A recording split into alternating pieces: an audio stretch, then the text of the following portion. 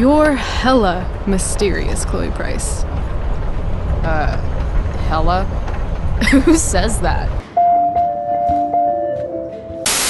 Since I started writing for this channel last year, I've covered a few remasters which were all complete surprises and contributing factors in why it took me so long to get that Lords of Shadow 2 video out. The Life is Strange Remastered Collection, on the other hand, has been something I've been anticipating since it was announced early last year. Initially intended as a pre-order incentive for the latest entry in the franchise, True Colors, before it was delayed. Its announcement was still a surprise, largely due to the fact that, unlike the other remasters I've covered, these two games are not particularly old at all, and also launched on the same consoles these remasters are available for, which struck me as odd. And then again, Sony is reportedly wanting to remake The Last of Us, so what do I know? I'm very angry and upset. Now that it's finally here, it's a real mixed bag. The game I do like has a multitude of bugs and odd presentation changes, and the game I don't like is actually pretty nicely remastered in all honesty. It's not Grand Theft Auto Definitive Edition bad, but it's disappointing nonetheless. Asking me for help means you're screwed. The original Life is Strange remaster has issues from the moment you boot up the game. I immediately noticed a lighting glitch with the sun flare at the main menu screen. Once I got into the game itself, I then realized that the load times were significantly longer here. Like, the transition between scenes at the beginning of the game is super quick in the original, yet as you can see here, the remaster is still loading, which really affects the pacing. The next major issue that became apparent is constantly throughout the game you're dealing with this awful and distracting pixel ghosting on the edges of the screen. It was at this point I initially stopped playing, and I realized this remaster couldn't have been finished, and sure enough, Square Enix quickly announced a roadmap of planned patches to address the issues people were finding. There have been 5 patches since then, and the pixel tearing still persists, and I encountered a lot of bugs in my playthrough, like Max's character model tripping out in a few scenes, floating cutlery, this door opened by itself, presuming a character accidentally became invisible. Then there are just strange presentation changes, like the lighting in particular doesn't feel quite right. In a lot of scenes it can feel too dark compared to the original, and in some cases, like the end of episode 2 here, it just completely obscures the scene. That was very smart, dumbass. The oddest change I found was that for the end of each episode and a few key select scenes, instead of rendering the scenes in real time like the original game did, they've instead replaced these scenes with movie files that don't seem to be at the same resolution as the game, or have been incorrectly compressed because suddenly a lot of the details you can normally see, like Max's freckles, become blurred. And the subtitles disappear, which is initially how I noticed that these scenes had been swapped with movie files. But none of this makes sense. Now, as far as I'm aware, the developers behind this remastered project, Deck 9 Games, are a relatively small team, so I can imagine it was likely difficult for them balancing the development of their newest game, True Colors, alongside this remaster project. Life is Strange was originally built on the Unreal 3 engine, and I currently can't even get my PC copy to run anymore, so I can understand that issues likely arose when converting the game over to Unreal Engine 4. And as I alluded earlier, the remastering work on Before the Storm is actually pretty good, which makes sense considering it's still using the Unity engine and Deck 9 developed the original. Not that it's perfect, I still noticed a few bugs, like here I managed to teleport Chloe outside the map at the start somehow, and for some reason at the start of episode 3 everyone was glowing. Also, Chloe's hair kept changing colour in the last cutscene, which was kind of amusing. It's just a shame because these issues with the original Life is Strange remaster as it currently is are just incredibly distracting and make it hard to actually appreciate the decent upgrades the remaster offers. I think the new character models look pretty good with a noticeable increase in polygon count and texture clarity. Max in particular I think looks a lot better here by comparison. The characters' faces do seem to be a lot more emotive now as well, and the improved lip syncing of the dialogue is a welcome change. Now, I have to say this is not how I wanted this retrospective to begin, as both of these games have significance in gaming that I've been looking forward to re-exploring, but these technical issues with the current state of the remasters couldn't be avoided. With all that said now, let's rewind time and go back to Arcadia Bay, where Max and Chloe's story began. I haven't been here in forever. So why do I feel like I was just here? The original Life is Strange was developed by a French team called Dontnod and released episodically from January to October in 2015. At this particular point in time, the interactive narrative adventure genre was largely popularized by the work of Telltale Games, primarily for their work on the Walking Dead series. And also there was David Cage's studio Quantum Dream, but that's a can of worms for another day. Life is Strange was the first real competitor, so to speak, in the interactive episodic storytelling style that Telltale was dominating at the time, and I kind of feel like this game became a lot more popular than Dontnod ever anticipated. Their previous game, Remember Me, had met mixed reception and low sales, and when development for Life is Strange began, they had trouble finding a publisher as every potential one objected to the idea of having a female protagonist. Square Enix finally acquired the project and basically left them to do what they wanted, because, I mean, Square Enix owns Final Fantasy and Tomb Raider. Upon the launch of its first episode on January 13th, 2015, the game quickly attained a following of players and critics, and by July had sold over 1 million copies prior to its 4th episode releasing. Looks like you're ready to lock and load. The game revolved around the story of Maxine Caulfield, a photography student returning to her hometown of Arcadia Bay, who, upon envisioning a massive tornado destroying the town and witnessing a murder in her school, discovers that she has the ability to rewind time. This discovery then leads Max to reuniting with her old friend Chloe Price as she tries to work out what her vision means and how it connects to the mystery surrounding a missing girl named Rachel Amber. From this story setup in episode 1, it could be very easy to write Life is Strange off for its lack of originality, and because the game does seem to wear its influences quite proudly on its sleeves. A teenager having visions of the end of the world is very similar to the film Donnie Darko, and a mystery about a missing/dead girl in a quaint US town with a seedy underbelly is a very clear nod to David Lynch's Twin Peaks, with not so subtle references that can be found in the game. However, these major plot points, for me at least, is not where the game truly shines, and honestly, these aspects don't properly start to propel the story until episode 3. What is happening now? Much of where Life is Strange tends to excel is through what it says about Max's personal journey, that explores themes of grief, guilt, abandonment, coming of age, and of course, the effects of time, even in spite of some rather cringy dialogue and awkward high school melodrama in places. Now, why don't you go fuck yourselfie? Max kind of felt like a unique female protagonist for a video game character.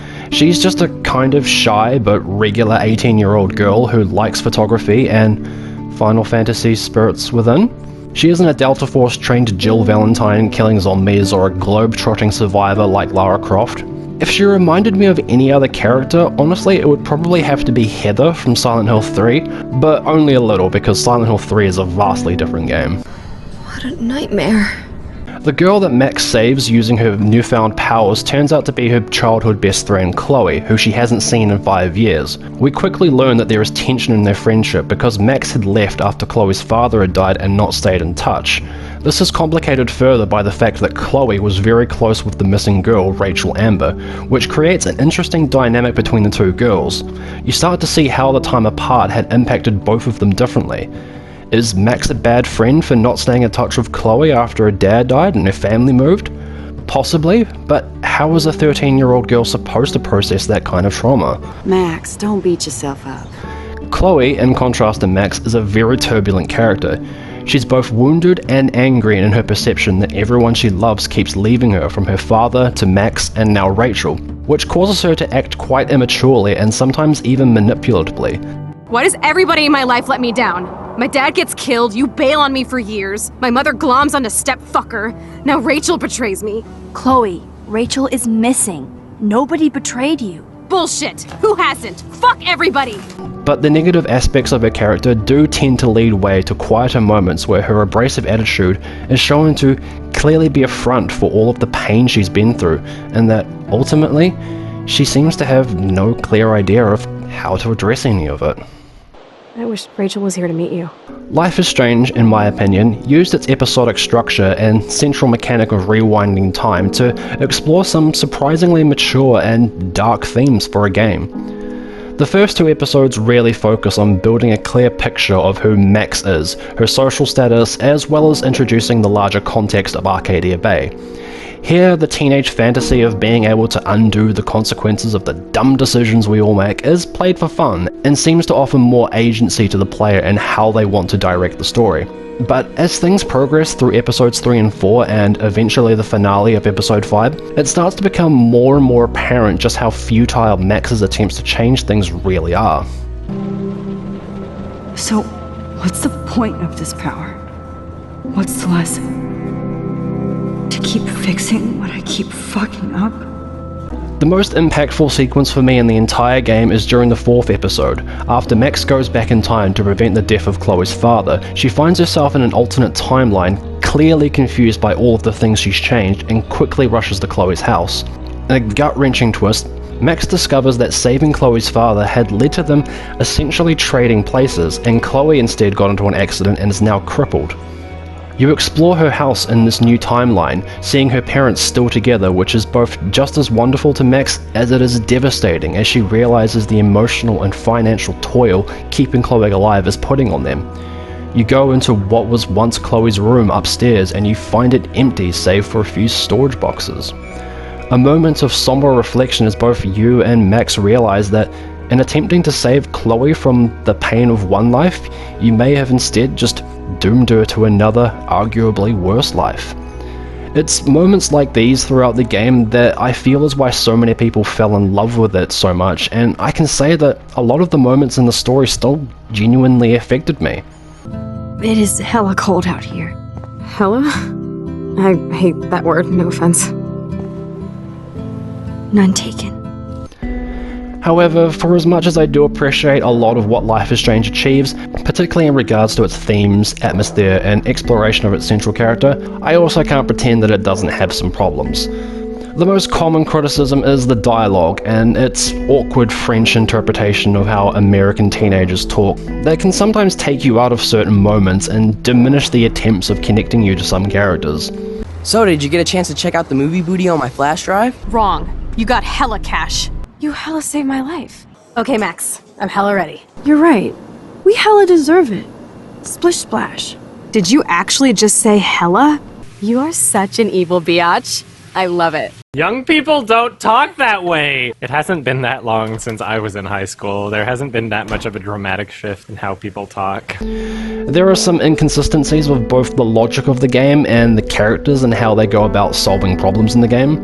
Like the scene in episode 2 where Max is trying to convince Chloe that she can rewind time, and in order to do this you have to watch Chloe empty her pockets and then play a memory game of remembering the specifics of every item she has, when really all she needed to do was teleport, which is an ability the game had already communicated she could do. Why don't you fucking teleport in front of her? Why don't you just go like, hey, I'm gonna show up right next to you right now. Why don't you just rewind time and show up like to her right, you know? You don't have to do all this fucking bullshit. It doesn't make any sense. You don't have to do this. Why? Why do I have to do this? This doesn't make any sense. Teleport. Clearly I'm rich as She'll fuck. believe you if you show up to the right of her right now. Why? Why? Why didn't she believe me already? Why can't I just fucking teleport?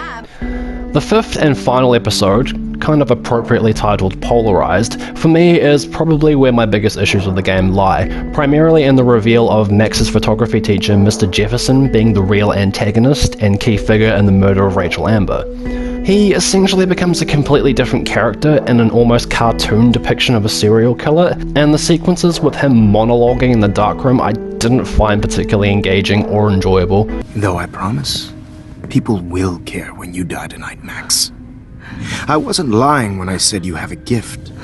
There's also a terrible stealth section thrown into this that just felt really out of place and dragged the pacing. Not to say that there aren't good moments in this episode. Seeing Max scramble to try and course correct the timelines and prevent what seems to be inevitable death and destruction for meddling with time is effective. It's just a little disappointing that once we reach the climax, despite having a choice, it does feel like there is only one true ending, where Max sacrifices Chloe to undo the calamity caused by her meddling with time, with the game strongly implying that Chloe was always meant to die and that Max had merely been postponing the inevitable. No matter what I try to do,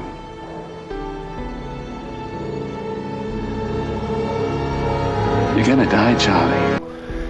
The other ending where you save Chloe feels like an afterthought and doesn't seem to offer a real sense of resolution to the characters as they drive through the ruins of Arcadia Bay and leave for an uncertain future.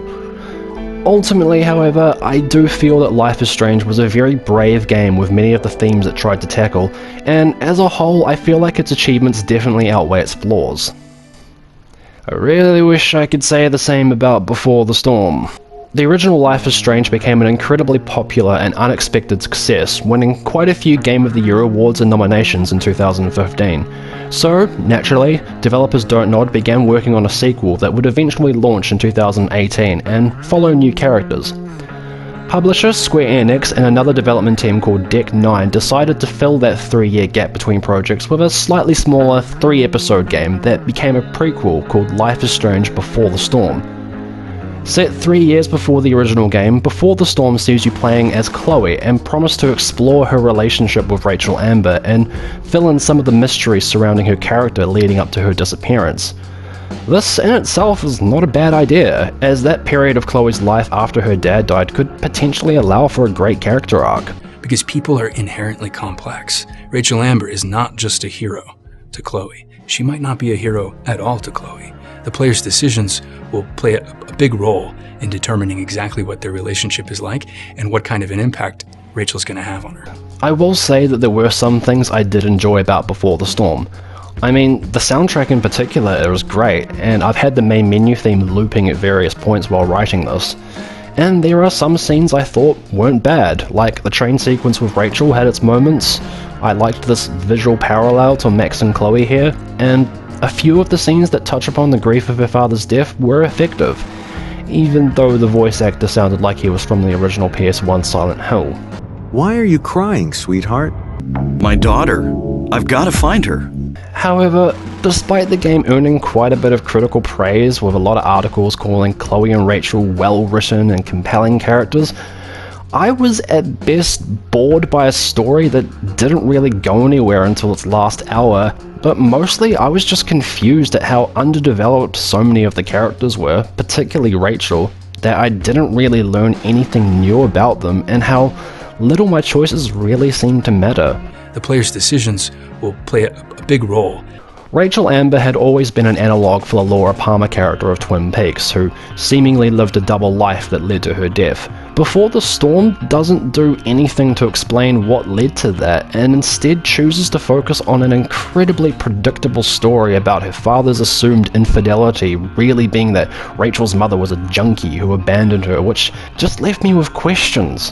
Why is this story necessary? How is the original game enriched by this new information? Does Rachel have a superpower too?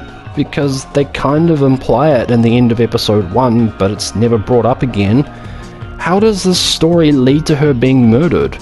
Is that a rhetorical question? This is made all the more worse in that Chloe has no real arc in the story. There was a lot of potential here to explore how Chloe's grief and feelings of abandonment led her to becoming who she is in the original, how it was implied that Rachel helped fill that void and also may have in fact been a bad influence on her. However, so much of what had already been established about her character in the original Life is Strange is already present in her as soon as the story begins. Yes, she's a snarky teenager that likes punk rock and has a disdain for authority, which is why she pulls the middle finger at a signpost. Her relationship with her mother is strained because she really hates her new partner David. Should fill this with gasoline just in case David's car ever catches on fire. Oh shit! Wow, see, she said something totally angsty and totally hateful towards David. I never fucking would have guessed that would have happened. And bizarrely, the game seems to be celebrating the worst aspects of her personality, like with the new central mechanic being the talkback events, where Chloe insults people till she gets what she wants, which ultimately ends up saying less about her by doing more. I don't see why you should give a shit. One of the ways in which I feel the game genuinely tries to say more about Chloe is through the use of the licensed soundtrack, but the issue for me is that it never really feels earned. Using an actual song in a story can be a great way of communicating emotions or themes, and the original did do this. Each episode, apart from 4, ended with a song to help convey how the events had affected all of the characters.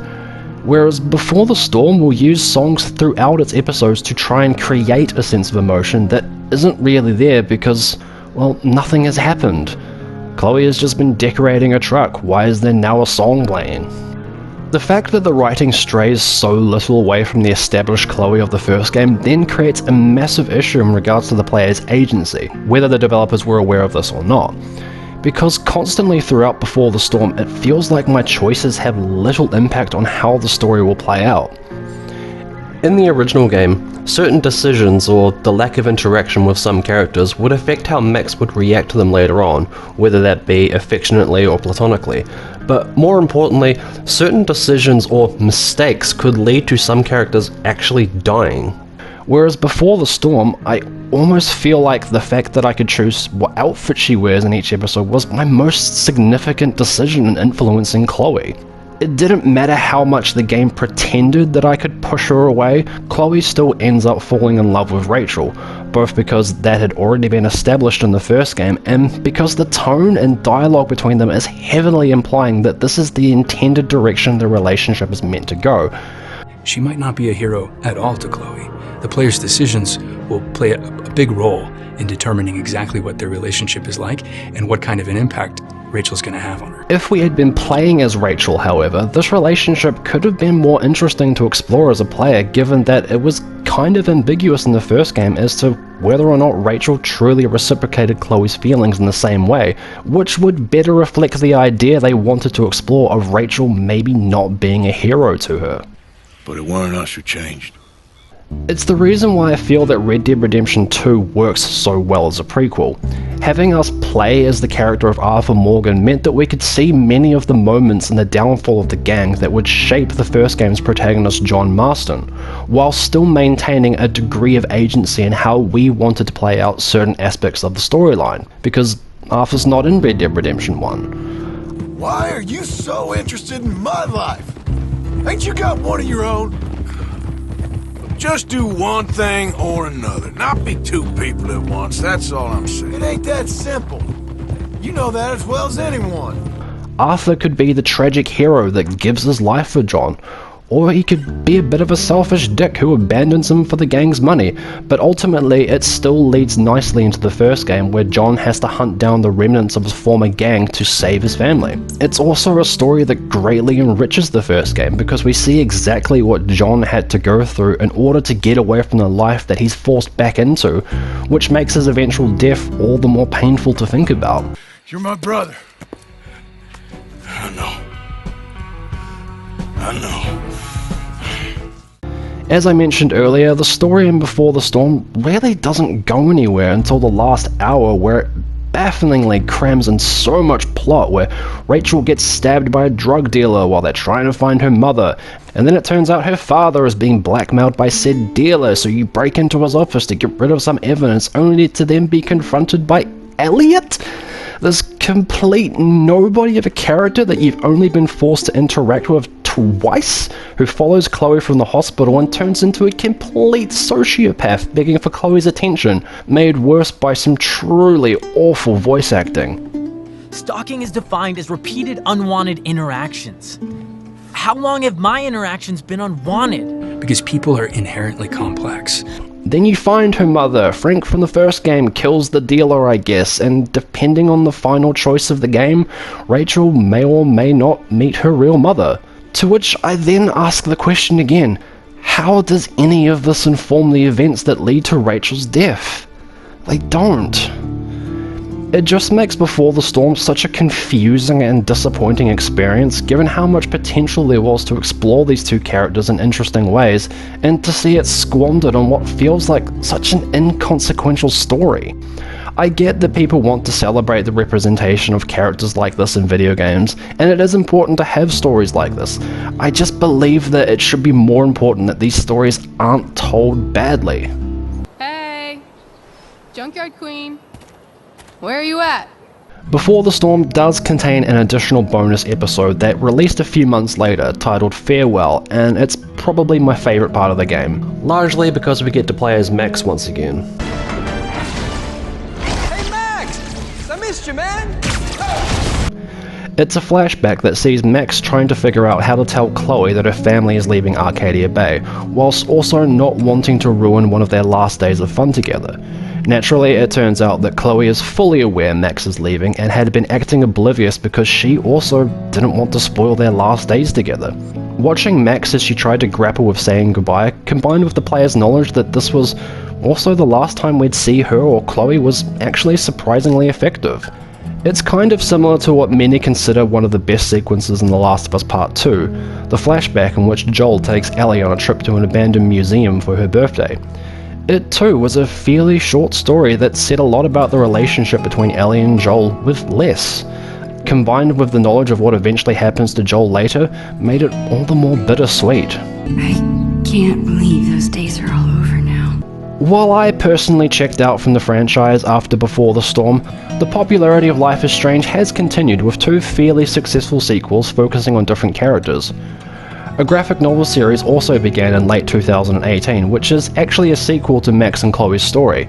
It follows on from the ending where Max chooses to save Chloe, and honestly it's not a bad read as it explores flickers of other different timelines bleeding into her world and her reluctance to use her powers again out of the fear of making things even worse. Apparently there's also a television adaptation supposedly in the works too, so I guess we'll see how that turns out.